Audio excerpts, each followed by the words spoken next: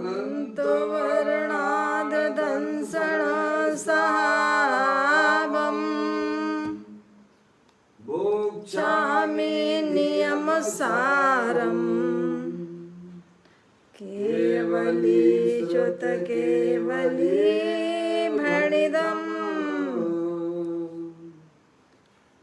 नमकार अनंत उत्कृष्ट दर्शन ज्ञानमय जिन वीर को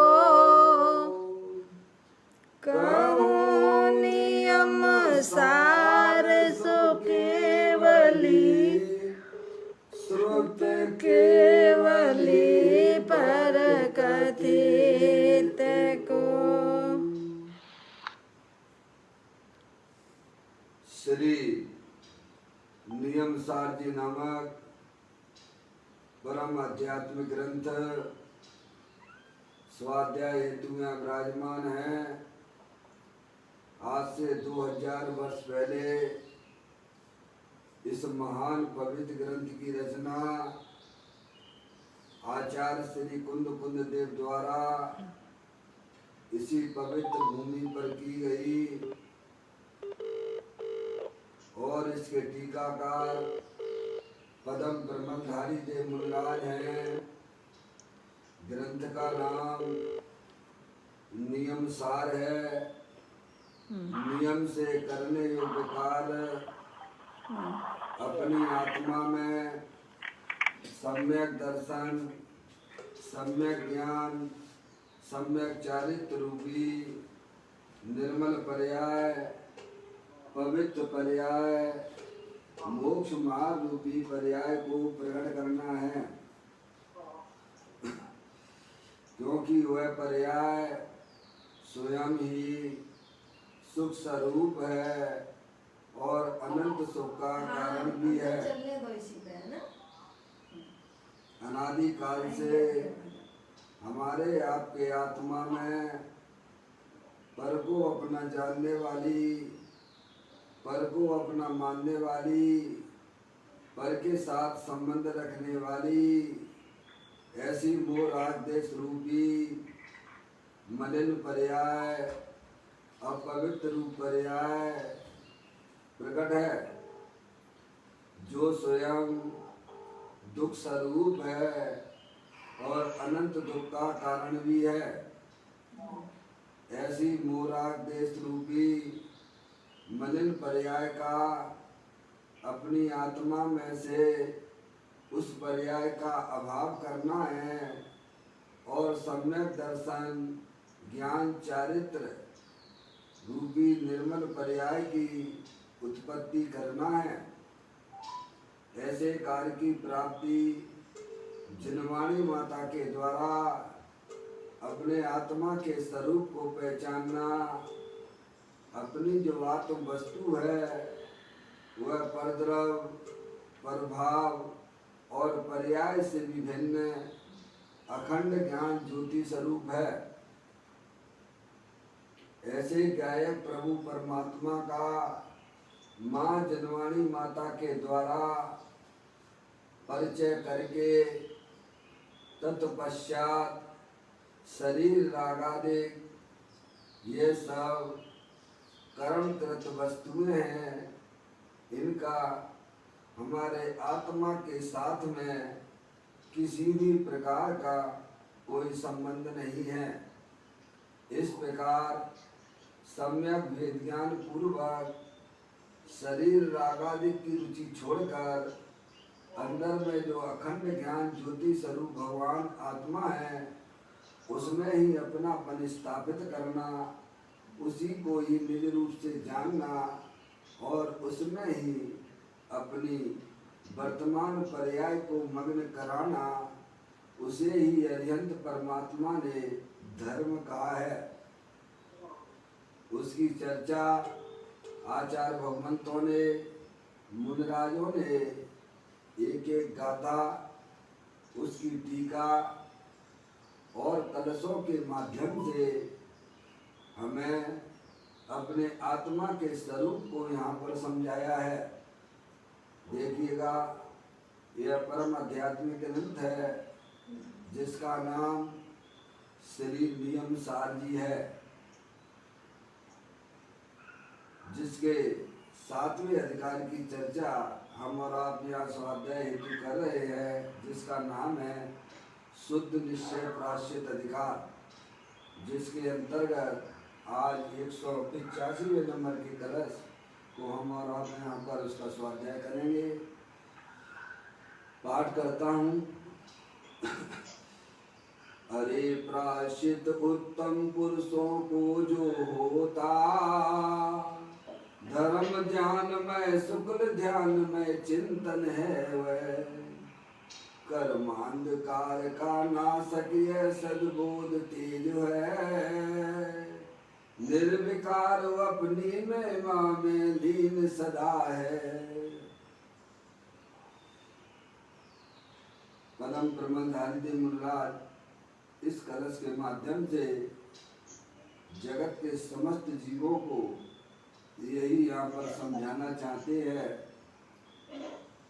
कि प्रायश्चित उत्तम पुरुषों को जो होता है, जो प्रायश्चित इस स्वद्रव्य का धर्म और शुक्ल रूप चिंतन है। क्या आत्मा स्वभाव से ही वास्तव में शुद्ध प्रायश्चित स्वरूप है, आत्मिक वस्तु है, वह पुण्य पाप के दोष रहित निर्दोष स्वरूप है। इसीलिए वह स्वभाव से ही प्रायश्चित स्वरूप है और महापुरुषों ने उसका सच्चा ज्ञान करके उसमें अपनापन स्थापित करके उसमें ही अपनी पर्याय को मग्न किया है। तो उन महान पुरुषों के ही पर्याय में शुद्ध प्रायश्चित की प्राप्ति होती है। समझ आया? जो प्रायश्चित इस स्वद्रव्य का धर्म और शुक्ल रूप है, जो प्रायश्चित इस स्वद्रव्य का धर्म है, नीचे दिया है फुटनोट में, और शुक्ल रूप चिंतन है। तो धर्म का मतलब हम देख लेते हैं, फुटनोट में जो दिया है वो भी आप पढ़ लीजिए। धर्म ध्यान और शुक्ल ध्यान रूप जो स्वद्रव्य चिंतन रूप वह प्रायश्चित है। क्या धर्म का मतलब क्या? धर्म ध्यान और शुक्ल ध्यान रूप जो स्वद्रव्य रूप चिंतन वह प्रायश्चित है। मतलब धर्म किसे कहना? 4 प्रकार के ध्यान की चर्चा अपने आगम में दी गई है। आर्त ध्यान और रौद्र ध्यान। आर्त ध्यान और रौद्र ध्यान वह तो संसार का कारण है, और धर्म ध्यान और शुक्ल ध्यान रूप जो आत्मा में वीतराग रूप परिणति की उत्पत्ति होती है, उसे ही वास्तव में धर्म ध्यान और शुक्ल ध्यान रूप जो आत्मा में वीतराग रूप परिणति है, वही वास्तव में प्रायश्चित है। ये यहाँ पर अर्थ इसका दिया धर्म का, नीचे आपने पढ़ा धर्म ध्यान और शुक्ल ध्यान रूप यानी वीतराग रूप परिणति, क्योंकि वह वीतराग रूप परिणति अपना जो आत्म वस्तु है, जो तीनों काल वीतराग स्वरूप है। जब पर्याय अपने त्रिकालिक ध्रुव भगवान आत्मा का आश्रय लेती है, तब उसकी पर्याय में धर्म ध्यान और शुक्ल ध्यान रूप वीतराग रूप परिणति की उत्पत्ति होती है, और उसे ही अनंत परमात्मा ने प्रायश्चित कहा है। वास्तविक प्रायश्चित तो ये दिया। तो कहते हैं जो प्रायश्चित इस स्वद्रव्य का धर्म और शुक्ल रूप चिंतन है। चिंतन का मतलब आश्रव रूप ना लेना। चिंतन का मतलब आश्रव रूप नहीं, चिंतन का मतलब आत्मा रूप परिणति, वीतराग रूप परिणति, वही वास्तविक जो है प्रायश्चित है। और वह वीतराग रूप परिणति कर्म समूह के अंधकार को नष्ट करने के लिए सम्यक ज्ञान रूप तेज है। कैसी है वह वीतराग रूप प्रगति? कर्म समूह के अंधकार को नष्ट करने के लिए सम्यक ज्ञान रूप तेज है। सम्यक ज्ञान रूप तेज रूप है। समझ लिया? अपना भगवान आत्मा जलन ज्ञान ज्योति स्वरूप है, छुपाए छुपता नहीं है, ऐसा उसका तेज है भगवान आत्मा का। समझ में आया? और वह वीतराग रूप परिणति शुद्ध प्राश्चित कर्म समूह के अंधकार को नष्ट करने वाला है। समझ गए आप? जो कर्म समूह के अंधकार को नष्ट करने के लिए सम्यक ज्ञान रूपी तेज है। समझ गए आप? और जो अपनी निर्विकार महिमा में लीन है। कैसा है वो शुद्ध प्राश्चित? निरंतर अपने चैतन्य स्वरूपी भगवान आत्मा में लीन हो रहा है, मस्त हो रहा है। पर्याय जो है अपना जो त्रिकालिक ध्रुव भगवान आत्मा, जो कि तीनों काल द्रव्य कर्म, भाव कर्म, नौ कर्म रहे अखंड ज्ञान ज्योति स्वरूप है।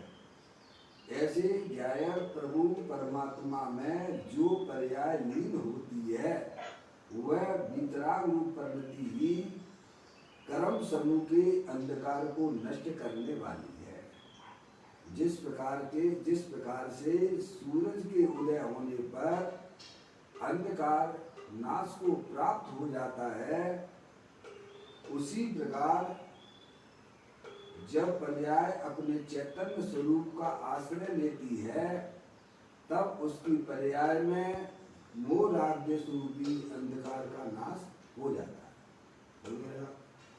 कैसी है वह शुद्ध निश्चय प्राश्चित स्वरूप? तो जो कर्म समूह के अंधकार को नष्ट करने के लिए सम्यक ज्ञान रूप तेज है तथा जो अपनी निर्विकार महिमा में लीन है। कैसी है? निर्विकार महिमा में लीन है। क्या? अपना जो चैतन्य वस्तु है वह तीनों का जिस समय रागादिक परिणतियां संसार अवस्था में देखी जाती हैं, उस समय भी अपनी चैतन्य वस्तु निर्विकार स्वरूप है। देखा ना, निर्विकार महिमा में लीन है। निर्विकार स्वरूप वस्तु तो तीनों काल विद्यमान है, उसका कभी भी अभाव होता नहीं है। और जो पर्याय उस निर्विकार स्वरूप भगवान आत्मा का आश्रय लेती है, उस पर्याय में भी निर्विकार दशा की उत्पत्ति होती है। उसे ही भगवान ने धर्म कहा है, उसे ही धर्म ध्यान कहते हैं और उसे ही वास्तव में शुक्ल ध्यान कहते हैं और उसी को ही शुद्ध निश्चय प्राश्चित स्वरूप कहते हैं। यानी पर्याय का अपने त्रिकाले ध्रुव भगवान आत्मा में स्थिर होना, लीन होना, क्रीड़ा करना, वही वास्तव में शुद्ध निश्चय प्राश्चित है। अपनी निर्विकार महिमा में लीन है। ऐसा यह प्राश्चित वास्तव में उत्तम पुरुषों को होता है। किनको होता है? उत्तम पुरुषों को ऐसा शुद्ध निश्चय प्राश्चित स्वरूप की प्राप्ति होती है। हमारे महामंडलाज उत्तम पुरुष हैं। समझ में आया? और यह शुद्ध निश्चय प्राश्चित चौथे गुण स्थान से प्रारंभ हो जाता है। सम्यक दृष्टि जीव भी एक प्रकार से उत्तम पुरुषों में ही गिना जाता है। मुनिराजों की मुख्यता से तो यहाँ कथन है ही, क्योंकि सम्यक दृष्टि जीव भी चौथे गुण स्थान में यह कार्य प्रारंभ कर लेता है।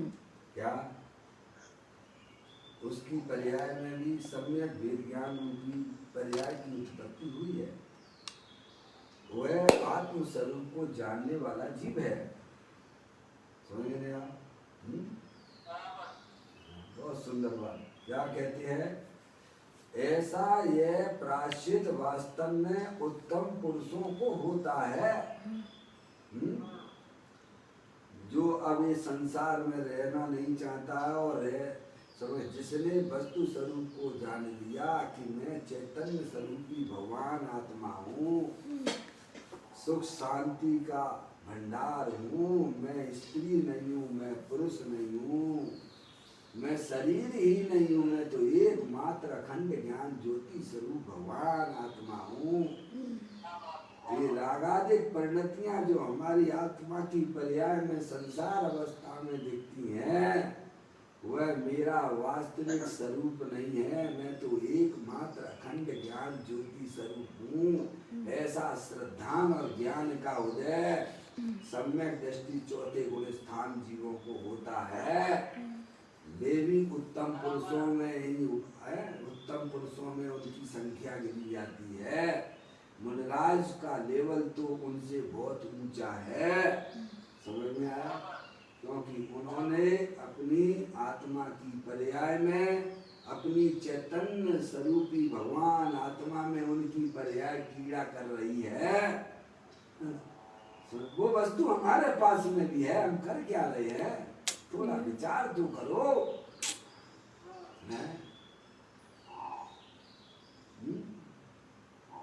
वह चैतन्य वस्तु तीनों काल हमारे पास में भी है, पर हमें उस वस्तु का ज्ञान नहीं है। और ज्ञान के अभाव में श्रद्धा की उत्पत्ति असंभव है। समझ में आया भैया? बड़ी सुंदर बात है, हमारे ग्रंथों के अंदर विद्यमान है। थोड़ा पर्याय में अगर जागृति आ जाए तो यह आत्मा इतना अच्छा काम करके यहाँ से निकलेगा कि भाई फिर वह जन्म मरण उसका होने वाला नहीं है। और सबसे सुंदर बात तो ये है कि तत्काल उसकी पर्याय में होने वाले दुख रूपी परिणतियों का अभाव हो जाता है और अतीन्द्रिय आनंद सुख शांति की प्राप्ति तत्काल प्राप्त होती है। देखिएगा, बहुत ही सुंदर बात है। हुक्म चंद जी साहब देखिए आगे यहाँ पूज्य गुरुदेव श्री ने इसी कलश का भाव यहाँ पर खोला है। पढ़ता हूँ। जो स्वयं का धर्म ध्यान और शुक्र ध्यान रूप चिंतन है, पूज्य गुरुदेव श्री उसी कलश को यहाँ पर स्पष्ट करते हैं। जो स्वयं का धर्म ध्यान और शुक्र रूप चिंतन है। स्वयं द्रव्य यानी अपने आत्म द्रव्य। स्वयं का मतलब क्या होता है भैया? अपना आत्म। स्वयं द्रव्य यानी अपने आत्म वस्तु। आप कुछ हो कि नहीं? आप कौन हो भाई साहब? आपका अस्तित्व है कि नहीं है? किस रूप में है? ये शरीर रूप में है कि जानने देखने वाले रूप में है कि नहीं है? कुछ भी नहीं है भाई साहब? अपने अस्तित्व को तो स्वीकार करो। बस ये अरूपी है, शरीर में रहकर भी शरीर से भिन्न है। ऐसी स्वद्रव्य चैतन्य वस्तु जितनी शक्तियां सिद्ध परमात्मा के पास में है, अरिहंत परमात्मा के पास में है, उतनी की उतनी शक्तियां प्रत्येक संसारी जीवों की आत्मा में विद्यमान है। कहीं से लाना नहीं है भाई साहब। कहते हैं जो स्वयं द्रव्य का धर्म ध्यान और शुक्र ध्यान रूप चिंतन है। चिंतन का मतलब वीतराग रूप परिणति आश्रम रूप से ना लेना। चिंतन का मतलब धर्म ध्यान और शुक्र ध्यान के रूप में लेना। किसके रूप में लेना भैया? समझ में आया? बताया नहीं? 4 प्रकार के ध्यानों की चर्चा हमारे ग्रंथों में है। आर्त ध्यान और रौद्र ध्यान। धर्म ध्यान। आर्त ध्यान और रौद्र ध्यान वह दुख रूप है और वह अनंत संसार का कारण है। धर्म ध्यान और शुक्ल ध्यान वह आत्मा के आश्रय से उत्पन्न होता है। आज तक हमारी आत्मा में कभी भी वीतराग रूपी परिणति की उत्पत्ति नहीं हुई है। कभी भी हमारी आत्मा ने पर्याय ने कभी भी अपने चैतन्य स्वरूपी भगवान आत्मा का आश्रय ना लिया। समझ में आया? इसके कारण से उसकी पर्याय में कभी भी वीतराग रूप शुद्ध प्राश्चित स्वरूप की प्राप्ति नहीं हुई है।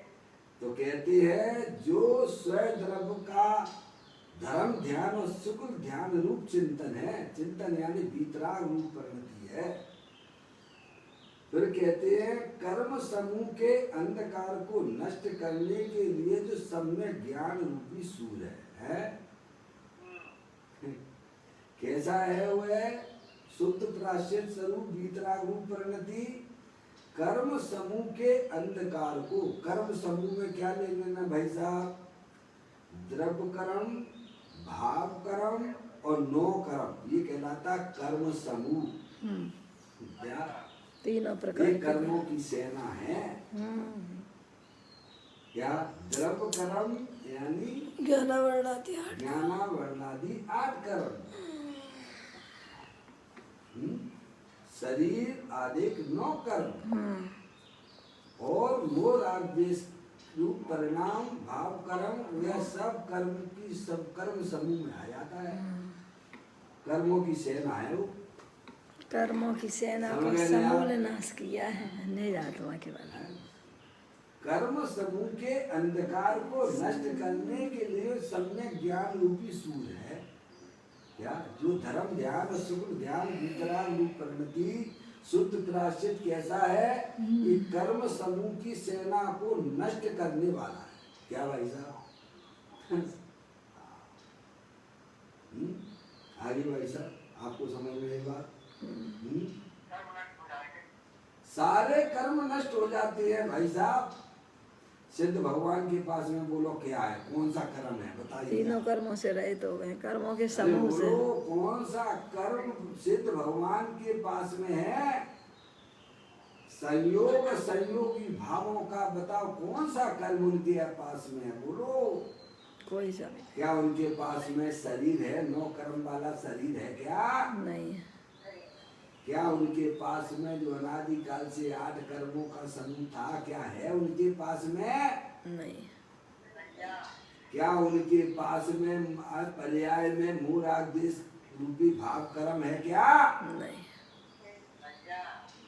यही बात यहाँ हमको समझाने का प्रयत्न किया जा रहा है कि धर्म ध्यान और शुक्ल ध्यान रूप वह वीतराग रूपी वह पर्याय शुद्ध प्राश्चित है। वह अपने आत्मा के आश्रय से उत्पन्न होती है और वह समस्त द्रव्य कर्म भाव कर्म 9 कर्म के का नाश करने वाली है। ऐसा वह सम्यक ज्ञान रूपी वीतराग रूप परिणति शुद्ध प्राश्चित का स्वरूप है। कहते हैं कर्म समूह के अंधकार को नष्ट करने के लिए जो सम्यक ज्ञान रूपी सूर्य है, जैसे सूर्य का उदय होता है ना, बोलो होता है कि नहीं होता है? होता है। तो सूर्य के उदय होने पर भाई साहब क्या होता है, मुझे ये ज्ञान करा दो। अंधकार का नाश होता भाई है। साहब, सूर्य का उदय होने पर क्या अंधकार का अस्तित्व रहता है क्या? नहीं। अंधकार नाश को प्राप्त हो जाता है। सूरज में तो अंधकार है नहीं, सूरज में तो अंधकार है नहीं, है भाई साहब? वह तो प्रकाश का भंडार है। ऐसे ही अपना भगवान आत्मा तीनों काल ज्ञान सूरज भंडार है। ज्ञान सूरज है भाई साहब। ज्ञान सूर्य का उदय हुआ। एक सूर्य इस गगन में चमक चमक दमक उद्योत और एक सूर इस तन विषय प्रगट ज्ञान की जोत। गगन सूर तो दिवस में करता जड़ उद्योत और चेतन सूरज निस दिव करे ज्ञान की जोत। क्या है भाई साहब? एक सूर्य इस गगन में चमक दमक उद्योत और एक सूर्य इस तन से प्रगट ज्ञान की जोत है भाई। गगन सूर्य तो दिवस में, क्या भाई साहब? दिन में, दिवस में यानी दिन में। जड़ और ये पदार्थ चैतन्य सूरज जड़ है। एक सूर्य है गगन में चमक दमक उद्योत और एक सूर्य इस तन विषय प्रगट ज्ञान की जोत। गगन सूर तो दिवस में करता जड़ उद्योग। क्या करता है? जड़ पदार्थों को प्रकाशित करता है। चेतन को एक सूर्य इस तन विषय प्रगट ज्ञान की जो जल ज्ञान ज्योति स्वरूप भगवान आत्मा देवल में तीनों काल विद्यमान है। ऐसे चैतन्य सूरज भगवान आत्मा का जो पर्याय आश्रय लेती है उसकी पर्याय में भी सम्यक ज्ञान रूपी सूरज का उदय होता है। उसी को भगवान ने धर्म ध्यान और शुक्ल ध्यान की उपाधि दी है और वह धर्म ध्यान और शुक्ल ध्यान समस्त कर्म समूहों को नष्ट करने वाला है। ये बात हमें परम प्रबंधाई देव मुनिराज इस कलश के माध्यम से जगत के जीवों को समझाना चाहते हैं। समझना है भाई? कहते हैं स्वयं द्रव्य का धर्म ध्यान और शुक्ल ध्यान रूप चिंतन है जो कर्म समूह के अंधकार को नष्ट करने के लिए सम्यक ज्ञान रूप सूर्य है। ज्ञान रूपी सूर्य है। इसीलिए आत्म जागृति का नाम धर्म है। किसका नाम धर्म है? आत्म जागृति। भावनगर से एक पुस्तक निकलती है जिसका नाम क्या है भाई साहब मालूम है आप लोगों को? आत्म जागृति। उस पुस्तक का नाम ही आत्म जागृति है। पर्याय में आत्मा की प्रतीति होना वही आत्म जागृति है। मैंने आप हमारी जागृति तो कैसी है कि मैं शरीर हूँ, शरीर वाला हूँ, मैं रागी द्वेषी हूँ। अरे भाई साहब यह तो संसार का कारण है। आत्म जागृति ही धर्म है। वही धर्म ध्यान और शुक्ल ध्यान रूप है। वही शुद्ध प्राश्चित स्वरूप है। हो गया? अब कहते अपनी निर्विकार महिमा में लीन है। कैसी है? कुछ गुरुदेव श्री अभी इसका खुलासा यहाँ कर रहे हैं। अपनी निर्विकार महिमा में लीन है। कैसी है वह? सम्यक ज्ञान रूपी सूर्य कि निरंतर अपनी चैतन्य स्वरूपी भगवान आत्मा जो कि तीनों काल निर्विकार स्वरूप है। निर्विकार का मतलब क्या होता है भैया?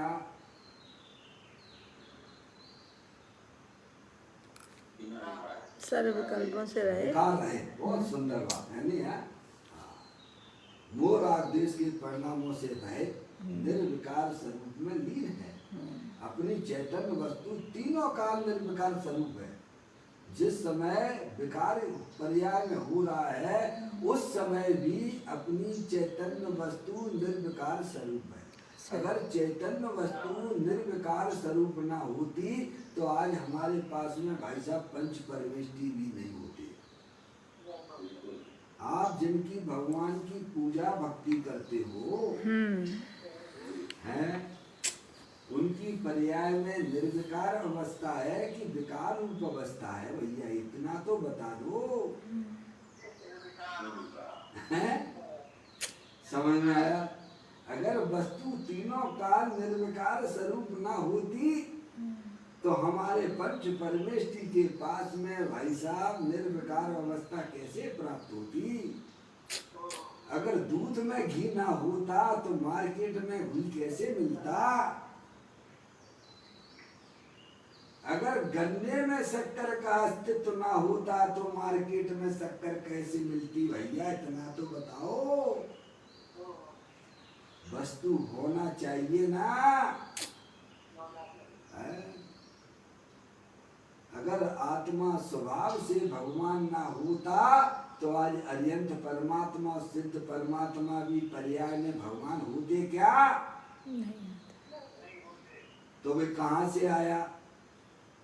पर्याय में भगवान दशा कहाँ से आई?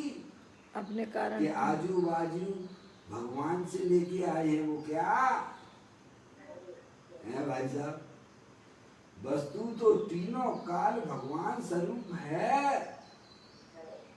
समझ में? तीनों काल वितराग स्वरूप है, तीनों काल विकार से रहित है, तभी तो पर्याय में वितराग दशा की उत्पत्ति होती है ना। हमारे पंच परमेष्टि वितराग रूप है कि रागी रूप है? वितराग। आप इनकी पूजा करते हो, रागी की करते हो कि वितरागी की करते हो? वितराग हैं? तो वह वितराग रूप पर्याय कैसे आई? अच्छा, द्रव्य की करते हो कि पर्याय की पूजा करते हो, ये भी बता दो मुझे भगवान। पंच परमेष्टि की जो पूजा करते हो, द्रव्य अपेक्षा से करते हो कि पर्याय अपेक्षा से करते हो? पर्याय पे। बहुत सुंदर बात, समझ में आया भाई साहब? पर्याय अपेक्षा से भगवान की पूजा की जाती है। समझ में आया?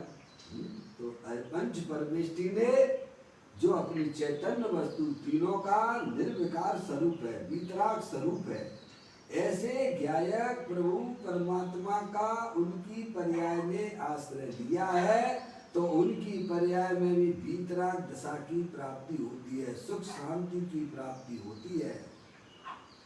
सुख शांत रस से लबालब ये ज्ञान सागर आत्मा, विभ्रम की चादर हटा सर्वांग प्रगट आत्मा।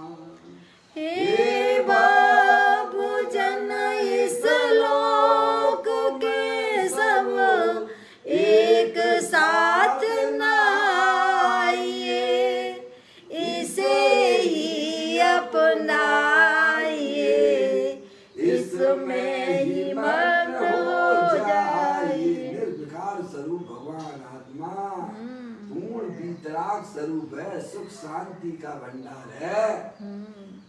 आचार्य अमृतचंद देव 32वें नंबर के कलश में जगत के समस्त जीवों को यही समझाने का प्रयत्न करती है कि तेरी जो चैतन्य वस्तु है वह तीनों का निर्विकार स्वरूप है, सुख शांति के भंडार वाली है।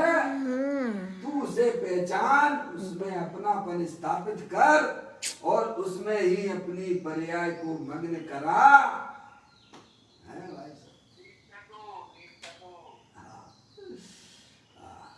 कहते हैं अपनी निर्विकार महिमा में लीन है। किस में मस्त है? मुनराज की पर्याय किस में लीन हो रही है?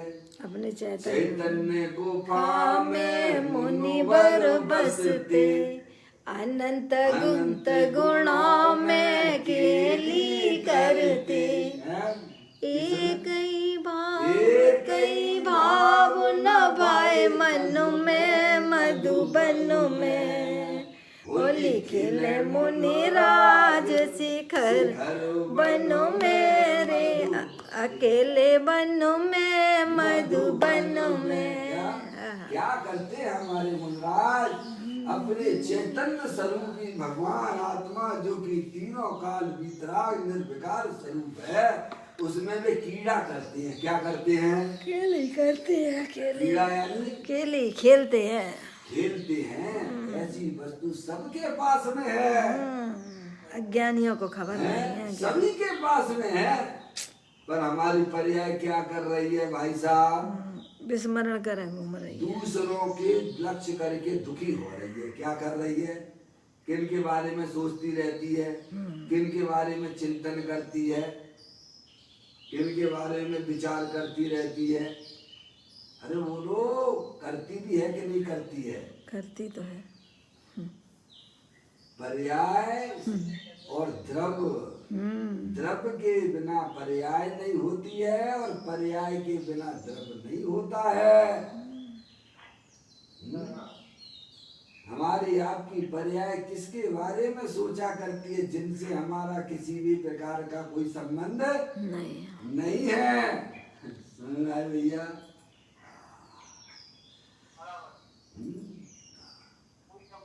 कोई संबंध के बारे में सोचा करती है। बोलो तो वो तो भगवान कहते, वो तो आर्त ध्यान और रौद्र ध्यान है। क्या है वह? क्या है वह? तो आर्त ध्यान और रौद्र ध्यान है। समझ में आए भैया?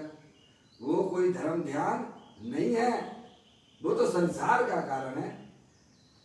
जो पर्याय परद्रव्य प्रभाव को अपना जानती है, मानती है, उसमें ही लीन हो रही है, वो तो संसार मार्ग है। वो तो धर्म ध्यान नहीं है, वो शुक्ल ध्यान नहीं है, वो तो आर्त ध्यान और रौद्र ध्यान रूप है। वो संसार का कारण है? जो पर्याय अपने निर्विकार स्वरूप भगवान आत्मा में लीन हो रही है, वह मोक्ष मार्ग रूपी पर्याय है। और वह पर्याय ही समस्त कर्म समूहों को नष्ट करने वाली है। समझ में आया भाई साहब? सबके पल्ले लाल, लाल बिना कोई, लाल बिना कोई नहीं, और गांठ खोल और गांठ खोल देखी नहीं, ताते भयो कंगाल। क्या भैया? सम्यक भेद ज्ञान, वस्तु स्वरूप का सच्चा ज्ञान कर लो भाई साहब। अभी वर्तमान में सुख रूप पर्याय की उत्पत्ति हो जाएगी, आत्मिक आनंद की प्राप्ति होती है।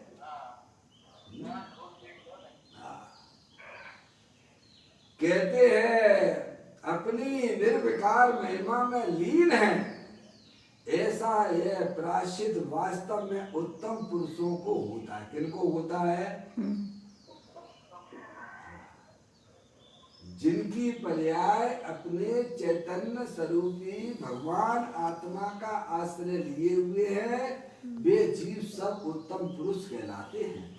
वे सब जीव मोक्ष मार्गी कहलाते हैं। वे अल्प काल में अपनी पर्याय में मोक्ष रूपी पर्याय की प्राप्ति करने वाले हैं। वे सब जीव उत्तम पुरुषों की श्रेणी में आ जाते हैं। और जिनकी पर्याय अपने द्रव्य स्वभाव का आश्रय नहीं लेती है, वे भाई साहब उत्तम पुरुष नहीं है। क्या? अब आपके पास सभी तो है भाई साहब, आत्मा भी है, द्रव्य भी आपके पास में है, और लेने वाली पर्याय, और पर्याय भी हमारे पास में है। फिर किनकी आशा में बैठे हो?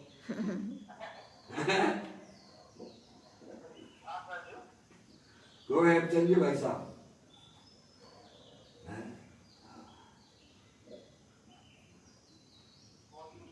आज स्वाध्याय है जो हमारे ब्रह्मचारी हेमचंद जी साहब भी पधारे हैं। समझ में आया? हम किसकी आशा में बैठे हुए हैं? भगवान कहते हैं तुम्हारे पास में सभी कुछ तो है भाई, द्रव्य भी तुम्हारे पास में है और पर्याय भी तुम्हारे पास में है। तुम किसकी आशा में बैठे हो?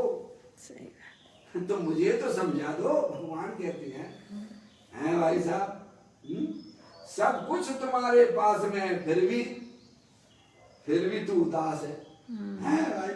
चल अकेला चेतन, सब कुछ तेरे पास। कहते हैं अपनी निर्विकार महिमा में लीन है, ऐसे ये प्रायश्चित वास्तव में उत्तम पुरुषों को होता है। किनको होता है? उत्तम पुरुषों को। वे ही उत्तम पुरुष कहलाते हैं जो अपनी पर्याय को अपने त्रिकालिक ध्रुव भगवान आत्मा का आश्रय देते हैं। वे ही जीव उत्तम पुरुष कहलाते हैं, उनका ही जन्म मरण का अभाव होता है। उन्हीं की पर्याय में धर्म ध्यान और सुख ध्यान रूपी पर्याय की उत्पत्ति होती है। आर्थ ध्यान और बौद्ध ध्यान की पर्याय का अभाव होता है। ऐसा ये भगवान ने स्वरूप बताया है। अब देखिए पूज्य गुरुदेव श्री, ये तो मूल जैसी की जैसी है, वो कलश के अंदर लिखा हुआ है, वही का वही अभी दोबारा से हमने आपको पढ़ा। अब पूज्य गुरुदेव श्री का उसमें और खुलासा पढ़ते हैं, देखिएगा। यहाँ स्वद्रव्य के आश्रय से प्रकट होने वाली निर्मल पर्याय को प्राश्चित कहा है। पूज्य गुरुदेव श्री अपन को समझाते हैं। क्या यहाँ यानी इस कलश में, यहाँ का मतलब क्या? इस कलश में, इस कलश में स्वद्रव्य के आश्रय से प्रकट होने वाली निर्मल पर्याय को प्राश्चित कहा है? हमारे पास में वर्तमान में कौन सी निर्मल पर्याय है कि मलिन पर्याय चल रही है? मोर आग देश की पर्याय वह मलिन पर्याय कहलाती है, और अपना जो चैतन्य स्वरूपी भगवान आत्मा का जो पर्याय आश्रय लेती है वह पर्याय निर्मल पर्याय कहलाती है। और उसी निर्मल पर्याय को यहाँ पर प्राश्चित कहा गया है। इसको वो दोष रहित है, स्वभाव के आश्रय से वितराग स्वरूप है। अपनी चैतन्य वस्तु तीनों काल कैसी है? निर्विकार स्वरूप है, निर्मलानंद स्वरूप है। वस्तु निर्विकार है। अगर वस्तु है भाई साहब निर्विकार स्वरूप ना होती तो पर्याय में निर्मलता। अगर द्रव्य पवित्र ना होता तो पर्याय में भी पवित्र दशा की प्राप्ति ना होती। वस्तु को तो तीनों काल परम पवित्र आपको मानना ही पड़ेगा। क्या भाई साहब? पवित्रता का कारण क्या है कि वस्तु जो चैतन्य वस्तु है वह तीनों काल परद्रव्य से भिन्न है और अपने भावों से अभिन्न है। उसी को भाई साहब यहाँ पर शुद्ध वस्तु कहते हैं। क्या पंडित टोडरमल जी साहब ने शुद्धता के बारे में दो बातें बताई। निश्चय भाषी के प्रकरण में मोक्ष मार्ग प्रकाशक में, तू जानता शुद्ध शुद्ध शुद्ध शुद्ध करता है। शुद्धता दो प्रकार की होती है। एक द्रव्य अपेक्षा शुद्धता होती है और एक पर्याय अपेक्षा शुद्धता होती है। क्या भैया? एक द्रव्य अपेक्षा शुद्धता होती है और एक पर्याय अपेक्षा शुद्धता होती है। तो द्रव्य अपेक्षा शुद्धता क्या है भैया? परद्रव्य से भिन्न और अपने भावों से अभिन्न। यह द्रव्य की शुद्धता तीनों काल है। पंडित टोडरमल जी साहब ने लिया, निश्चय भाषी के प्रकरण में समझाया है, आप पढ़ना उसको। परद्रव्य से भिन्न और अपने भावों से अभिन्न, उसका अर्थ क्या लेना भाई साहब?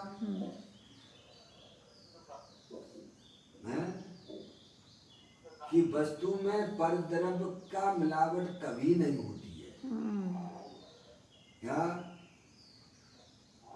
और उसमें परद्रव्य भाव संबंधित मिलावट भी नहीं होती। जब परद्रव्य की मिलावट नहीं तो परद्रव्य संबंधित भाव की मिलावट नहीं। और परद्रव्य के लक्ष्य से जो आत्मा में विकारी पर्याय उत्पन्न होती है उसका भी उसमें अभाव है। उसी को कहते हैं स्वद्रव्य की शुद्धता। परद्रव्य से भिन्न और अपने भावों में क्या लेना भैया? ज्ञान दर्शन। हेमचंद जी साहब, अपने भावों में क्या लेना? अपने ज्ञानादि गुण जो हैं वे अपने भाव हैं। जैसे आपसे पूछा जाए भाई साहब सोने का क्या भाव है मुकेश भैया? मुकेश भैया सोने का क्या भाव है?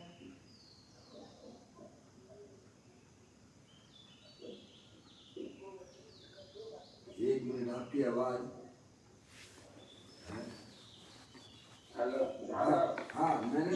मैंने पूछा कि सोने का क्या भाव है? सोने का भाव उसके गुण। बहुत सुंदर बात, आपने बड़ी समझदारी का परिचय दिया। ये रुपया पैसा इस सोने का भाव नहीं है, उसके जो गुण हैं, पीलापना, चिकनापना, भारीपना, वह सोने का भाव है। ऐसे ही आत्मा का भाव क्या है? उसके ज्ञानादि गुण जो अनंत गुण है वे उसके भाव है।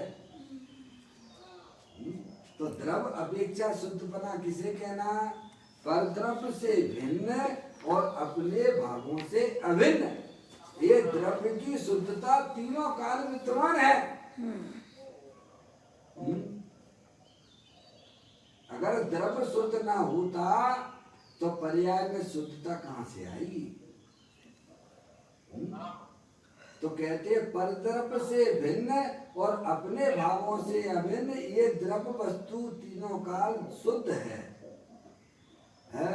और पर्याय की शुद्धता क्या बताई पंडित जी साहब ने, औपाधिक साहब ने? औपाधिक भावों का अभाव ये पर्याय की शुद्धता है। क्या है? औपाधिक भाव या अपनी आत्मा में जो रागादिक परिणतियां जो दिखाई देती हैं वे कर्म की उपाधियां हैं। किनकी हैं वे? औपाधिक भाव, वे औपाधिक भाव है। वे कर्म के निमित्त से होने वाले भाव। मुकेश भैया, बाबूलाल जी साहब, बाबूलाल जी साहब, पूना गोवा रहते हैं, गोवा हैं? क्या कहा? अपनी आत्मा में जो संसार अवस्था में जो मोह राग द्वेष के परिणाम दिखाई देते हैं वे कर्मों की उपाधियां हैं। वे कोई आत्मा का स्वरूप नहीं है, आत्मा की पर्याय नहीं है। ना तो आत्मा का स्वरूप है वो और ना ही आत्मा की पर्याय है। वो तो कर्म की उपाधियां हैं। तो कहते हैं पर्याय की शुद्धता किसे कहना? औपाधिक भावों का अभाव है, यानी मोह राग द्वेष की पर्याय का अभाव और वीतराग दशा की प्राप्ति, वह पर्याय की शुद्ध दशा है वो। और वह शुद्ध दशा कैसे प्रकट होती है? पवित्र दशा कैसे प्रकट होती है? स्वभाव ज्ञान से, अपने द्रव्य स्वभाव का आश्रय लेने से पर्याय में निर्मल पर्याय की उत्पत्ति होती है। बताया उन्होंने। ये पूज्य गुरुदेव श्री समझाना चाहते हैं, ये समझा रहे हैं। देखो लिया, पढ़िए आप, नाम द्वारा से पढ़े आप। स्वयं द्रव्य के आश्रय से, स्वयं द्रव्य पवित्र है, ऐसा है, परद्रव्य से भिन्न है और अपने गुणों से अभिन्न है, परम पवित्र है। और जो पर्याय उसका आश्रय लेती है, अवलंबन लेती है, उस पर्याय में भी निर्मल पर्याय की उत्पत्ति होती है। उसी को भगवान ने शुद्ध निश्चय प्रायश्चित कहा है। क्या भाई साहब, आपको ऐसा नहीं लगता है धर्म 2 2 4 जैसा है? पहाड़े जैसा नहीं लगता है? कुछ सरल है भाई साहब? बाबूलाल जी साहब, धर्म इतना ही सरल तो है, और कितना है बताओ आप? है? अब धर्म की व्याख्या उल्टी सीधी कर दी गई है भाई साहब, तो वो तो उनकी गलती है। भगवान ने तो ऐसा कहा है कि अपनी चैतन्य वस्तु तीनों काल निर्विकार स्वरूप है, पर द्रव्य पर भावों से भिन्न है, अपने ज्ञान आदि गुणों से, अपने ज्ञान आदि अनंत शक्ति और सहित तीनों काल विद्यमान है। उसमें कभी भी परद्रव्य की मिलावट होती नहीं है। और जो जीव उस द्रव्य का आश्रय लेता है उसकी पर्याय में मोक्ष महारूपी पर्याय की उत्पत्ति होती है। इतनी सी बात थी। क्या भाई साहब? हैं? पूरा ग्रंथ रच गया। काय का? सुपर खां की नाक कटी और कितनी कहानी रच गई, रामायण रच गई। क्यों भैया? पूरी रामायण लग गई वाके ऊपर। कितनी सी बात के लिए, और इतनी ही कहानी यहाँ पर है। अपनी चैतन्य वस्तु को पहचानो। अगर खदान में सोना शुद्ध ना होता तो क्या मार्केट में आपको शुद्ध सोना मिल सकता था क्या? नहीं। वो तो देखने की दृष्टि है। सोना तो उस समय भी खदान में कीट कालमा के साथ दिखने पर भी वह सोना कीट कालमा से रहित शुद्ध है। तभी तो अगर दूध में घी ना होता तो हमारी महिलाएं बेकार का पुरुषार्थ ना करती हैं? हाँ? अगर दूध में घी ना होता तो हमारी माता बहनें उसको दही क्यों बनाती है? और क्यों उसकी मथनी चलाती, मथनी में डालती है ना, और घी निकालती। उन्हें मालूम है ना, उन्हें विश्वास है कि दूध के अंदर घी का अस्तित्व है, तभी तो इतना पुरुषार्थ करती है ना।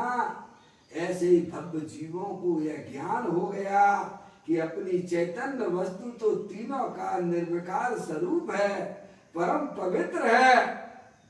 क्या भाई साहब? तब वे अपनी पर्याय को समझ पर द्रव प्रभाव का अवलंबन छुड़वा देते हैं अपने चैतन्य और अपनी चैतन्य स्वरूपी भगवान आत्मा का आश्रय करते हैं। इसी को भगवान ने धर्म कहा है भैया। कहते हैं यहाँ स्वद्रव्य के आश्रय से प्रकट होने वाली निर्मल पर्याय को प्रायश्चित कहा है। जो पर्याय अपने चैतन्य स्वरूपी भगवान आत्मा का आश्रय लेती है उसकी पर्याय में पवित्र दशा की प्राप्ति होती है। आपके पास द्रव्य भी है, पर्याय भी है भाई साहब। ऐसा नहीं कि कुछ कमी हो भाई साहब। हमारे पास द्रव्य तो है, पर्याय नहीं है, पर्याय तो है, द्रव्य नहीं है। क्यों भैया, ऐसा है क्या?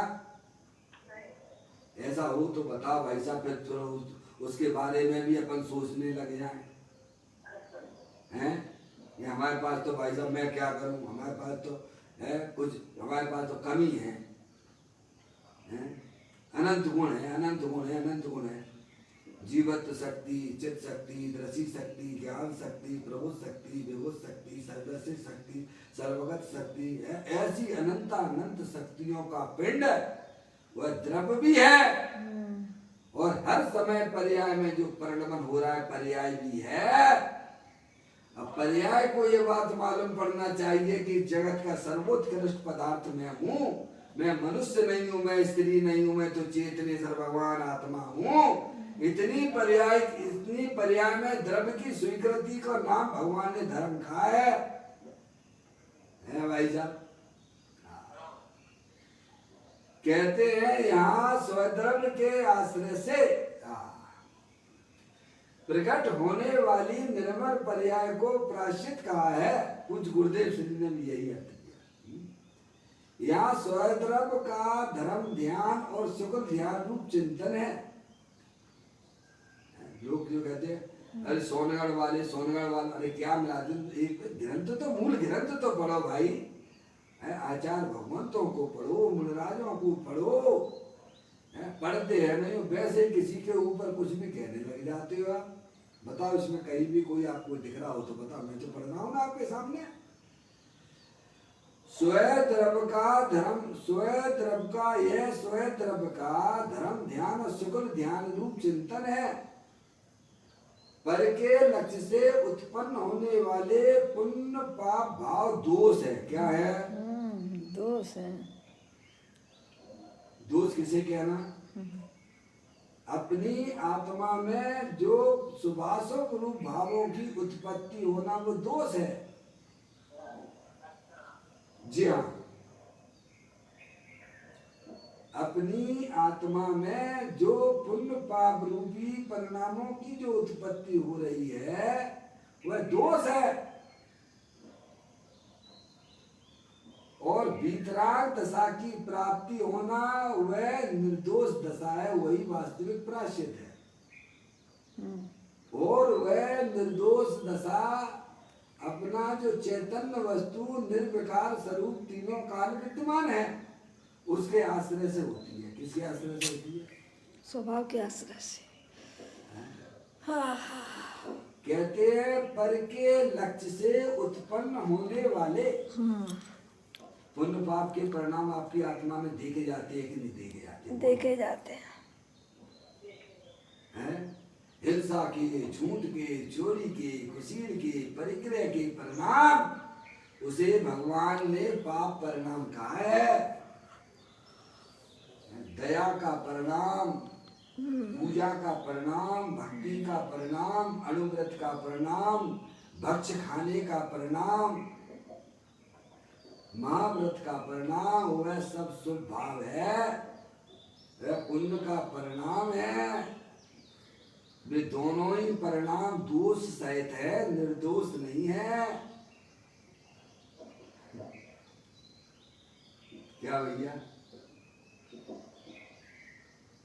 आत्मा में जो विकार की उत्पत्ति हो रही है वह विकार दोष है कि निर्दोष है? निर्णय तो करो। यहाँ कहते हैं पर के लक्ष्य से। किसके लक्ष्य से? पर के लक्ष्य से। पर के लक्ष्य से। पर लक्ष्य से उत्पन्न होने वाले 24 घंटा हमारा पर अनंत काल हो गया। पर का ही लक्ष्य चल रहा है, पर्याय में पर का ही लक्ष्य चल रहा है, पर का ही लक्ष्य चल रहा है। किसका? कब से हो भाई साहब? हेमचंद जी भाई साहब कब से हो? अनादि से हो। कब भी हो? हम तो माने बैठे कि 50 साल, 60 साल, 70 साल, 80 साल वाले हैं। हेमचंद जी साहब आपकी उम्र कितनी हो गई है?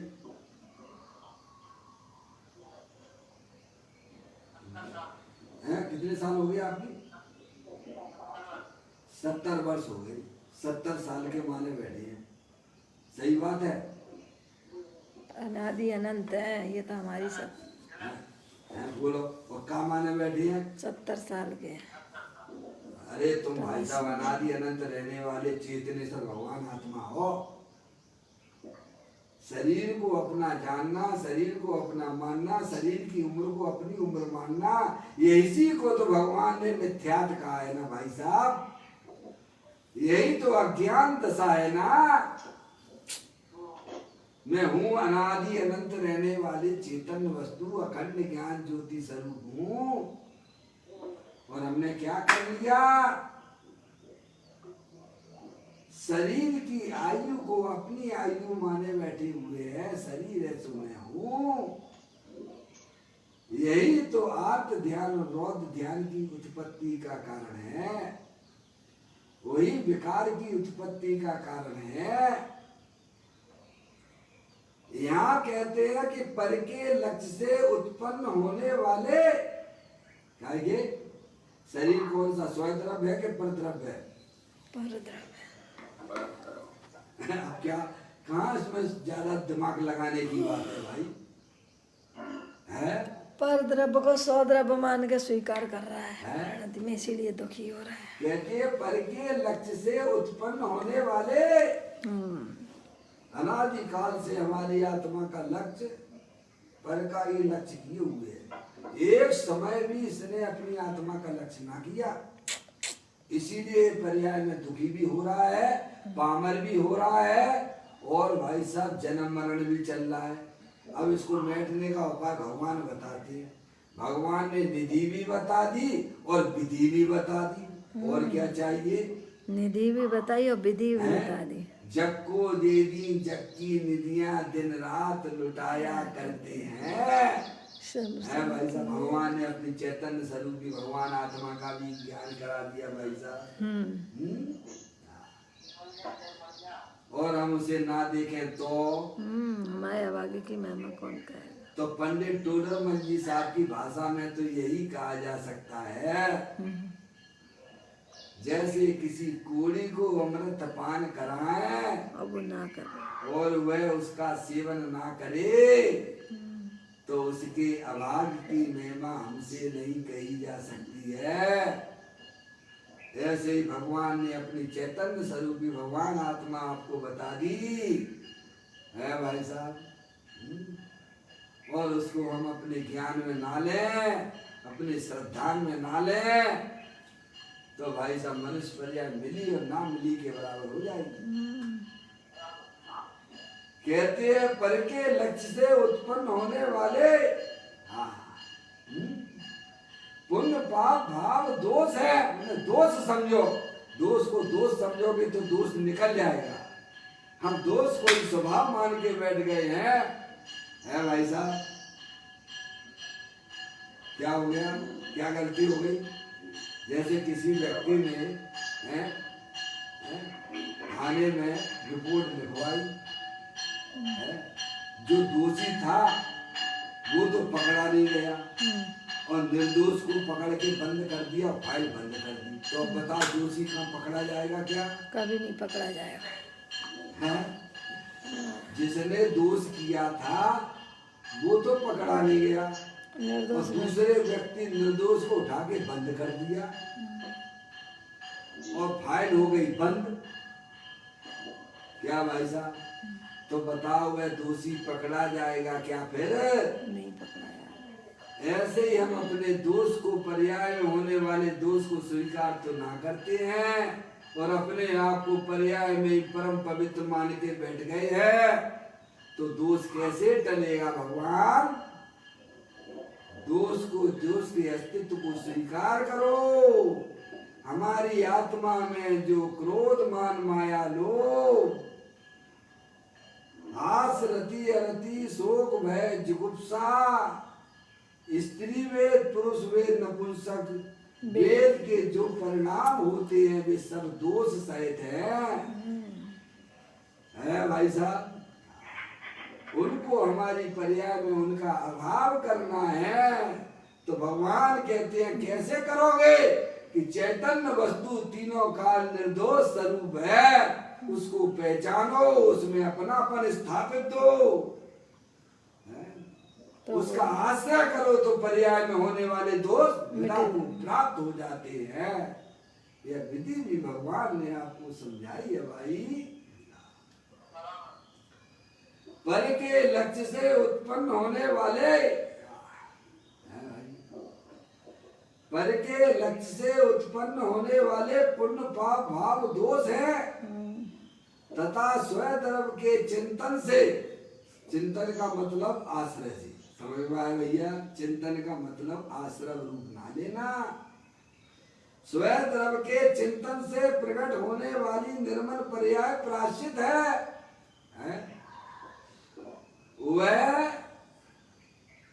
वह प्रायश्चित अंधकार का नाश करने के लिए सम्यक ज्ञान रूपी तेज है। वो पर्याय में जलल ज्ञान ज्योति स्वरूप प्रकाशित हो रहा है, समझ रहे आप?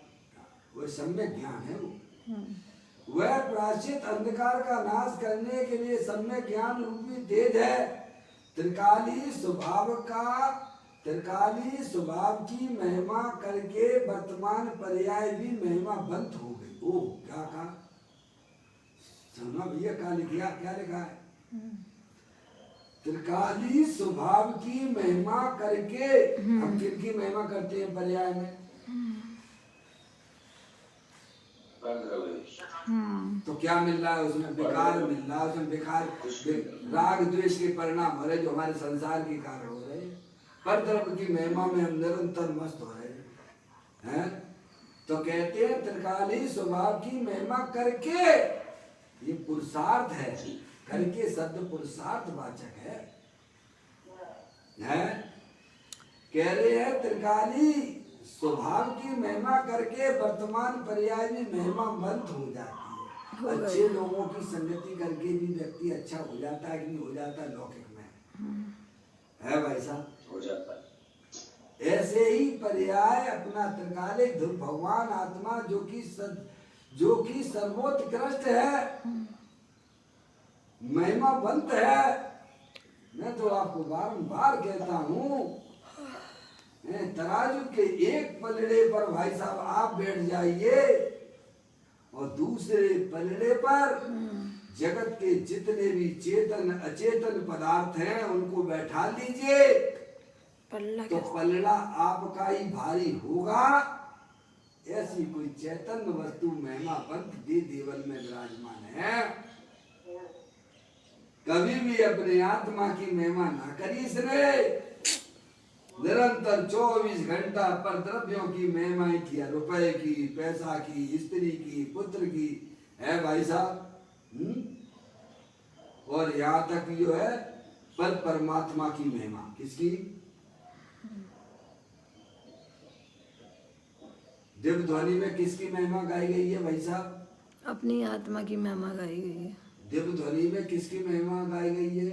आत्मा की, अपनी आत्मा की, आपकी महिमा गाई गई है। और हम किनकी महिमा करने लगे?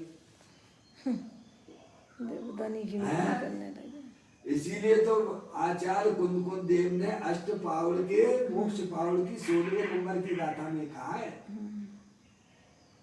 पर दब्बाओ दुख गई और सा दब्बाओ सुख गई। अपने आत्मा की महिमा करोगे तो सुगति होगी, और पर की महिमा भी करोगे भाई साहब, उसमें पर में सब आ गए। क्या? हाँ, पर में सब आ गए। पर में पर परमात्मा, रियल परमात्मा है कि नहीं आए? बोलो भैया, आ गए नहीं? अपनी आत्मा की महिमा हो। कहते हैं त्रिकाली स्वभाव की महिमा, तीनों काल एक रूप रहने वाली चैतन्य शुद्ध वस्तु सिद्ध भगवान जैसी त्रिकाली स्वभाव की महिमा करके वर्तमान पर्याय भी महिमा बंद हो गई है। अपनी महिमा करो। इस जगत में सर्वोत्कृष्ट अगर कोई पदार्थ है तो मैं हूँ, तो पर्याय में भी भाई साहब रंगत पर उसकी भी जो है रंग चढ़ जाता है। किसका? समझे ना? अपने त्रिकाली ध्रुव भगवान आत्मा का रंग चढ़ता है उस पर। त्रिकाली स्वभाव की महिमा करके वर्तमान पर्याय में महिमा बंद हो गई। अर्थात प्राश्चित अपनी महिमा में लीन है। ऐसी बीतरागी प्राश्चित ही निश्चय चारित्र है, और वह वास्तव में उत्तम पुरुषों को, उत्तम पुरुष का मतलब संत मुनिवरों को होता है। अंतिम लाइन है, चैतन्य में ही चेतना की एकाग्रता होना स्वयं द्रव्य का चिंतन है। देखो क्या कह दिया, चिंतन का भी अर्थ गुरुदेव जी ने बोला। चैतन्य में ही चेतना की एकाग्रता हो गया ना। चैतन्य में ही चेतना की एकाग्रता होना वह स्वद्रव्य का चिंतन है। आश्रम है, उसमें लीन हुई पर्याय किसमें? अपने चैतन्य स्वभाव में, उसी को वास्तव में भाई साहब धर्म ध्यान और सुख ध्यान कहते हैं। चैतन्य में ही चेतना की एकाग्रता होना स्वयं द्रव्य का चिंतन है। इसमें राग नहीं है। क्या इसमें? राग नहीं। उस पर्याय में क्या है? बीतराग दशा है, राग नहीं है। इसीलिए यह प्राश्चित स्वरूप है, तथा यही प्राश्चित सम्यक दर्शन सहित चारित्र है। क्या है? चारित्र की प्राप्ति किनको होती है? जिन्हें अपने आत्मा का ज्ञान हुआ है, जिन्हें अपनी आत्मा का श्रद्धान हुआ है, उन्हीं की पर्याय में सम्यक चारित्र की उत्पत्ति होती है। ये शरीर नग्न दशा ये आत्मा की चीज नहीं है, ये आत्मा नहीं है। आत्मा की पर्याय में जो 28 मूल गुण पालने का जो स्वभाव होता है, वह भी आत्मा का चारित्र नहीं है। आत्मा की पर्याय में जो बीतराग दशा की उत्पत्ति होती है, वह आत्मा का चारित्र है। परद्रव्यन्ते भिन्न आप में रुचि सम्यक बला है। आप रूप को जान पनो सो सम्यक ज्ञान कला है। आप रूप में लीन रहे तिर सम्यक चारित सोही। ये बात कहते हैं कि यही प्राश्चित सम्यक दर्शन सहित चारित्र है जो कि उत्तम पुरुषों को होता है। चौथे गुण स्थान से चारित्र का अंश जागृत हो जाता है। समझ में आया भाई साहब? क्योंकि मिथ्यात और अनंतान बंदी कसाय का अभाव में है, उसमें उतना चारित्र आपको मानना पड़ेगा। और मुनराज में उसको वह बढ़ता हुआ चारित्र प्रकट होता है, वह हमें सबको आपको दिखाई देता है। इस प्रकार से यह सुंदर चर्चा हमने अपने इस कलश के माध्यम से पढ़ी। कल फिर एक नए कलश के साथ में अपन यहाँ स्वाध्याय प्रारंभ करेंगे।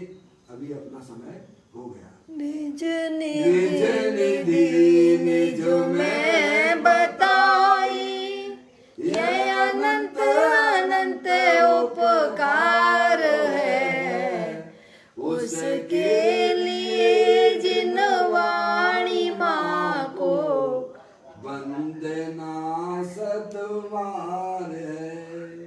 वंदना सतबार है। नौवा नमोकार मंत्र।